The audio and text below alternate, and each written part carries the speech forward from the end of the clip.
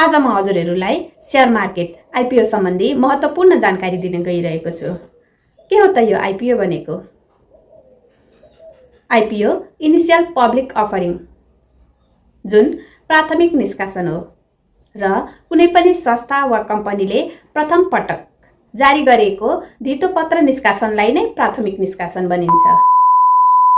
कुनै पनि संस्थाले आफ्नो ग्रोथ वा एक्सपेन्सनको लागि कुन माध्यमबाट पैसा उठाउन सक्दछ त?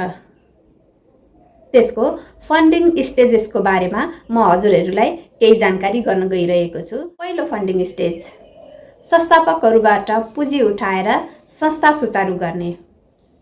दोस्रो फन्डिङ स्टेज जब कुनै पनि कम्पनी अथवा संस्थाहरू ग्रोथ हुँदै जान्छ तब त्यसमा एन्जल इन्भेस्टरहरूको इन्ट्री हुन्छ। त्यो भनेको के हो त?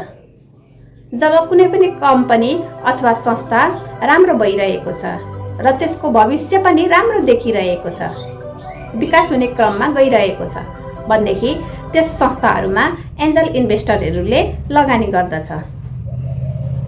त्यसपछि पनि संस्था अथवा कम्पनीहरूलाई फर्दर लगानी चाहिरहेको छ भनेदेखि तब आउँछ भेन्चर क्यापिटल र प्राइभेट इक्विटी।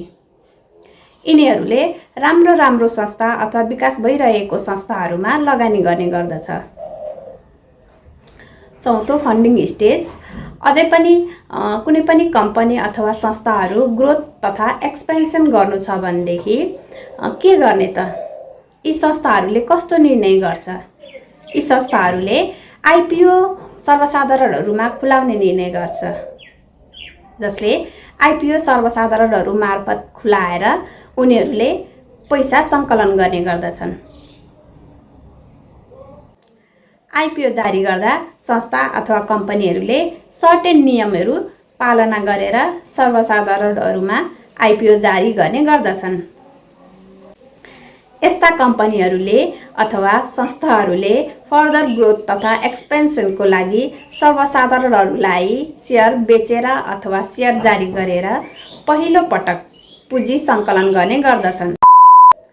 आज मैले आइपिओ के हो त, यसलाई किन जारी गरिन्छ र यसका फन्डिङ स्टेजेसहरूको बारेमा महत्त्वपूर्ण जानकारीहरू हजुरहरू समक्ष प्रस्तुत गरे।